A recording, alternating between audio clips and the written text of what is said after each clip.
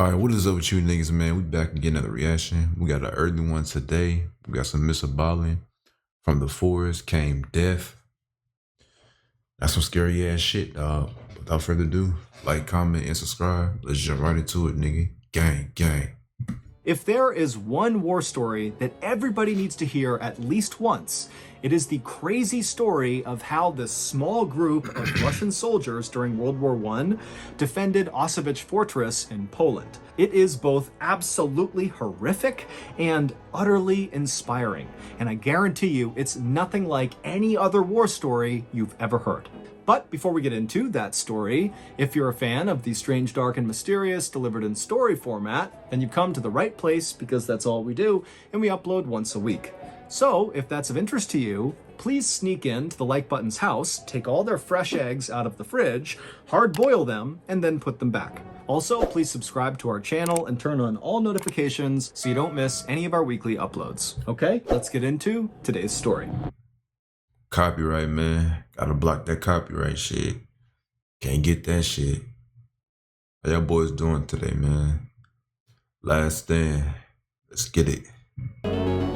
On the morning of August 3rd, 1915, during World War I, a 21-year-old Russian soldier named Vladimir Kotlinski looked out from behind the huge stone walls of Auschwitz Fortress in Poland. Out in front of him, he saw the same landscape he had been looking at for the last 6 months that he had been stationed at this fortress. It was a big, swampy forest that surrounded them on all sides.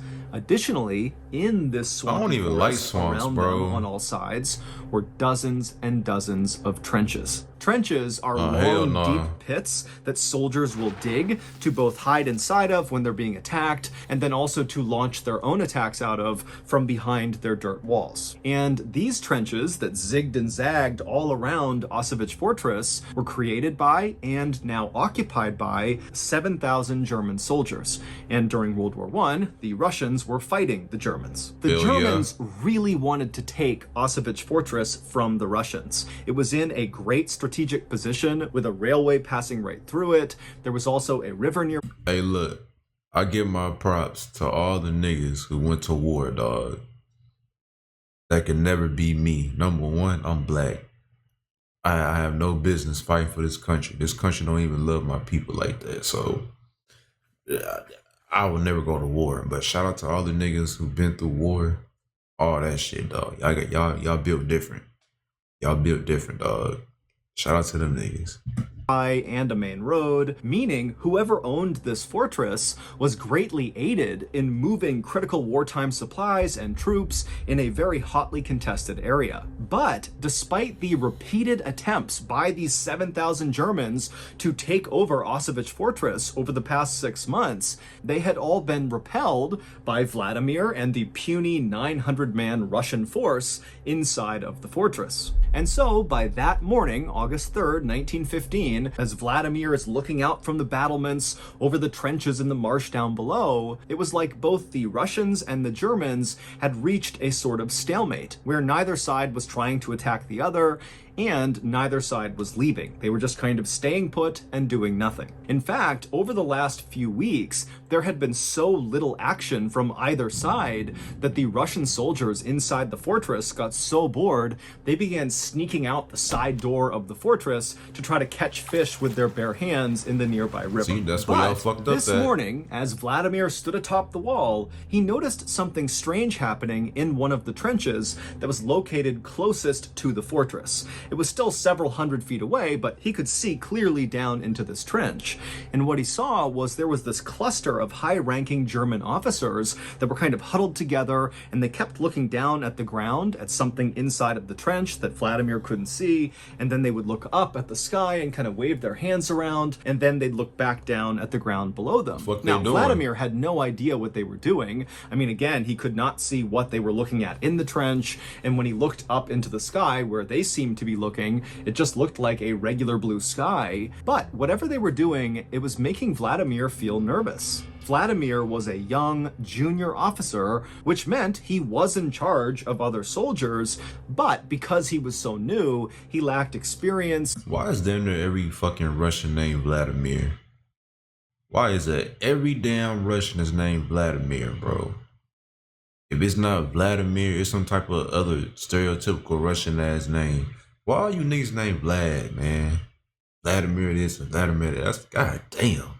Credibility, and so really wasn't considered a serious leader within the army. And so Vladimir, as he's watching this strange behavior, was concerned that if he left now and told his superiors that he was worried about the Germans because they were looking at the sky funny and looking at the ground funny, that it would make him look like he was being paranoid and not a good leader. Should I be So paranoid ultimately, too? Vladimir just looked at this Bitch, we cluster at war. inside of the trench and decided, you know what, they're not shooting at us, there's no attack happening, so whatever they're doing, it can't be that big of a deal. And lately, Yes, the no fuck one's it done is. anything, so why would that change now? And so Vladimir left the walls of Auschwitz Fortress and went down below to hang out with his friends. 3 days later, at 4 in the morning, the Russian soldiers who were up along the Auschwitz Fortress walls keeping watch that night noticed something strange out in the darkness near where the Germans were. Here we When go. they looked out, they saw that the dark night air almost looked kind of blurry or wavy, kind of like if you were looking at air coming off of hot pavement on a sunny day. It would something in look the kind of water, blurry. nigga. That's what the night sky looked like to them.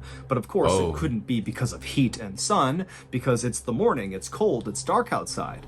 And so as these Russians are looking out, not sure what to make of this blurry air, they began calling up more Russians to go have a look and figure out what this was. And over the next couple of minutes, as the Russians looked out from behind the walls at this air, they realized what it was. It was this huge grayish green cloud that was as wide as the fortress was, and the wind was blowing it. Nah, bro, that's a fucking. They didn't drop something, some type of bomb or some shit, bro. Not no atomic bomb. They dropped some type of like poison bomb, some shit like that, bro. Greenish air, nigga. Nah, bro, nah, that ain't good, nigga. That ain't good. People are finna get fucked up. In their direction. Now, the Russian soldiers had no idea what this was, and so they just kind of stood there watching it in stunned silence. And as they watched, they saw as the cloud would touch any vegetation like leaves on trees or the high grass in the marsh, it would all turn black and shrivel up. Oh, and then no. the soldiers began hearing a soft thump, thump, thump, thump, thump, thump, thump out in the darkness, and it was the sound of birds dying and falling to the ground That's that some were poison inside type of of this shit. cloud. At this point, the Russians began to panic, and they began to run to sound the alarm to get the other soldiers up to prepare for an attack. But as they did, they began to smell this very harsh chemical smell coming into the fortress, and then before long, all the Russians could hear was the sound of their comrades coughing. It would turn out that strange behavior that Vladimir saw 3 days earlier of the German officers huddled together looking at the sky and then looking down at the ground and then back at the sky again, what they were doing was preparing for a chemical attack I knew it. on Auschwitz Fortress. On the ground, out of sight of Vladimir, were canisters containing the poisonous gas. I knew it. And when the officers would look up and put their hands up, they were gauging if the wind was strong enough and in the right direction to launch the attack. Now, 3 days ago, the wind had not been in their favor, but this morning at 4 a.m. on August 6th, 1915, the wind had been in their favor and they had released the gas. And this gas was quite possibly the worst gas you could ever come up against on the battlefield. I bet it was a was, combination of chlorine gas and bromine gas. On their own, chlorine and bromine are very toxic and can kill you. But when you mix those two gases, it becomes exponentially more dangerous. The gas mixture binds to moisture and then turns the moisture into hydrochloric acid, meaning if a Oh, person who hell did no. not have a gas mask on came in contact with this poisonous gas, when they inhaled it, it would literally fill their lungs with acid, which would dissolve them from the inside out.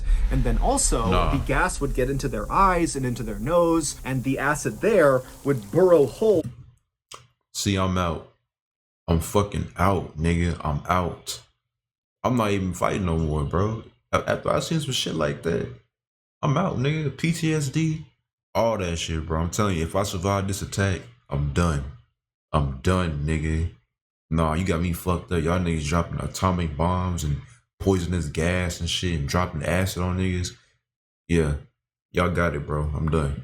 into their skull. And once you've come in contact with this gas, there's nothing anybody can do to save you. You're gonna die, except it's gonna take a really, really long time. Oh, fuck You that. don't just immediately dissolve. It's this long, drawn-out, excruciatingly painful process. By this point in World War I, chemical warfare was really not being used by anybody, and so as a result, the Russian army did not outfit their soldiers with gas masks. The German army did, and they knew the Russian army did not. So, Germany as this don't play. horrific poisonous gas Them niggas began don't play. permeating every square inch of Auschwitz Fortress, all of these Russian soldiers had nothing they could do to protect themselves from this gas. Shit, and so I'm running. right away, soldiers began bleeding from their eyes and their mouths and their ears, and they literally began coughing up chunks of their lung. And so very quickly, the Russians inside the fortress understood they were being poisoned. And so these soldiers that were not as affected, at least not right away, by this gas, quickly began ripping off their shirts, dunking them in water, and wrapping them around their heads to try to limit how much they breathed in of this chemical. That's smart. But it really didn't do much to stop the chemical. In fact, these makeshift never mind. gas masks might have made it worse because the gas would have bound to the moisture on the shirt. And so the Russians were totally doomed. They were surrounded on all sides outside the walls by their enemy,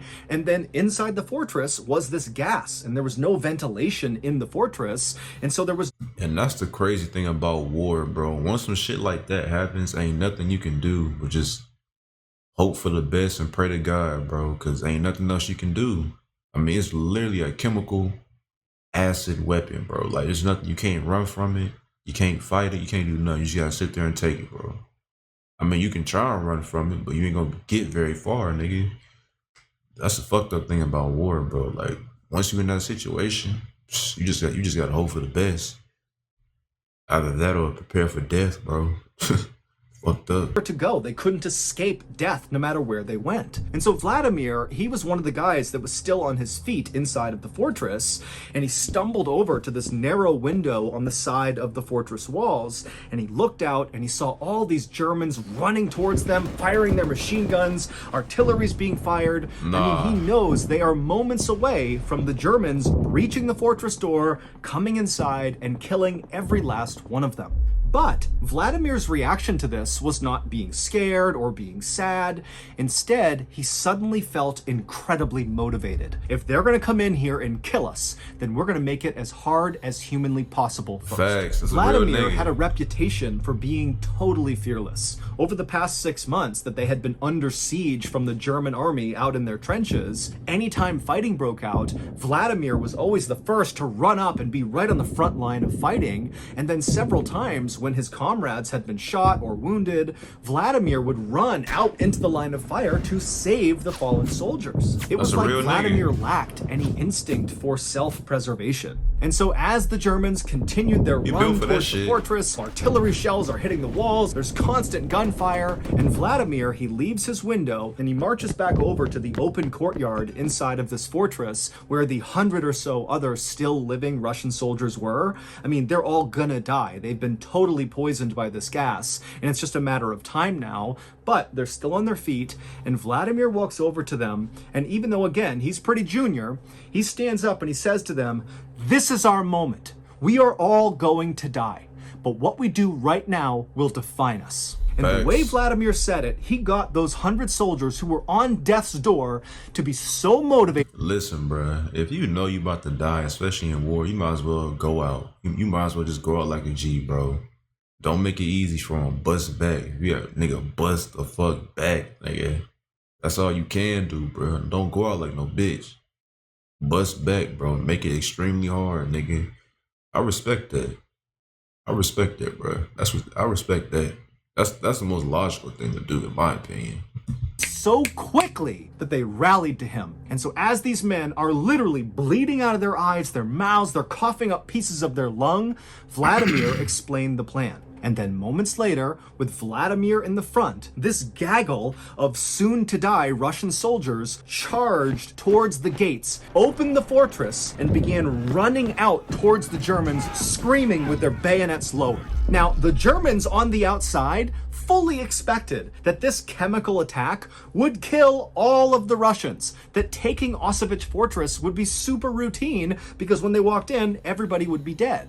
And so suddenly to have the fortress open and have these men that are covered in bloody rags and they're puking up pieces of their organs and they're stumbling forward like zombies with bayonets out, screaming like banshees, it scared the living out of the Germans. In fact, they were so quickly terrified by what they saw, they literally dropped their guns, turned, and began running back towards their trenches. Some bitch-ass and niggas. As they did, Vladimir and his dead man army began picking off the Germans one by one. And then after Vladimir and the dead man army ran out of ammunition, they just continued staggering forward directly into the thousands of Germans in front of them and began picking up dead German weapons and firing them. And then when they got up to the trenches where these retreating Germans had been so scared, they... Nigga, this sound like a movie, bro. And this might be a movie too. They might have made this into a movie, but this shit sound like a movie, my nigga. How the fuck y'all put that shit on them? Then, while y'all went through to shoot the niggas, y'all got scared and ran back. Come on now, bro. That's some bitch-made ass shit. Them niggas was not expecting that at all, bro. That's some surprising ass shit. Them niggas ran. Them niggas ran, nigga. run into their own barbed wire. And so there's all these retreating Germans stuck on the barbed wire. The Russians just began bayoneting all these men that were stuck. And so at some point, as Vladimir is doing this, a German soldier ran up to him and bayoneted Vladimir right in the stomach. He ran him all the way through until the barrel of the gun was right up against his stomach. You know that and shit Vladimir hurt. apparently looked down at this bayonet, knew he had been completely run through, and he looked up at the German who had just stabbed him, who was still holding the gun, and Vladimir spit blood and lung tissue all over this German's face, That nigga's and a then just savage. began screaming directly at this guy. And so the German was so scared, he just dropped the gun, turned, tried to run, and then Vladimir was back on his gun with the bayonet still in his stomach, That nigga's shooting a at the soldier Germans. for real. The Germans were so completely caught off guard and terrified by Vladimir a Vladimir's soldier for dead real, man for army real. counterattack that even though they outnumbered the Russians 70-1, they failed to take Auschwitz Fortress. The main reason for that was the Germans who had escaped the counterattack and made it back to their trenches. They told the other German soldiers that the Russians had turned into zombies, literally, that they were undead, and so attacking them was pointless. They're already dead. And the Germans were so scared, they refused to leave their trenches again. Oh, y'all Once some the bitch Russians ass could niggas. tell they had successfully forced a retreat by the German army, Vladimir, who was still alive at this point with a gun still stuck in his gut from the bayonet, he called out to the rest of his soldiers to retreat back to the fortress. And so this handful of Russian soldiers who were about to die, they hobbled their way back inside of their fortress, and then Vladimir gave his final command: destroy the fortress. If we can't have it, nobody can. My nigga Vladimir Every is a single G. Russian soldier that came in contact with that poisonous gas died, including Vladimir. When the Germans did eventually take Auschwitz Fortress at a later date, when again, all of the Russians were dead, when the Germans went inside, they realized the fortress had been destroyed and it was no longer strategically valuable. They still ain't Vladimir get it. would be awarded posthumously Russia's highest military honor. His actions and the actions of the other dying soldiers that fought alongside him are remembered today in stories, songs, and statues all across Russia. Shout out to them niggas, man. They some real G's, bro. They some real G's, dog. 200 and Man, they some real motherfucking G's, bro. They got poisoned and they still fought back. And them niggas still ain't get the goddamn fortress, nigga. Oh my goodness. That nigga Vladimir, that nigga was a real soldier, bro. That nigga was a real G.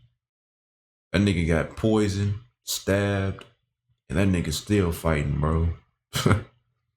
Hey, them niggas was some real niggas, dog. This was a good ass story. This nigga Mrballen always tell the best stories on YouTube, bro. Go watch that nigga for yourselves, man. That nigga be telling some phenomenal ass stories. But that's gonna be the end of this reaction. And I'll see y'all boys in the next one. Peace.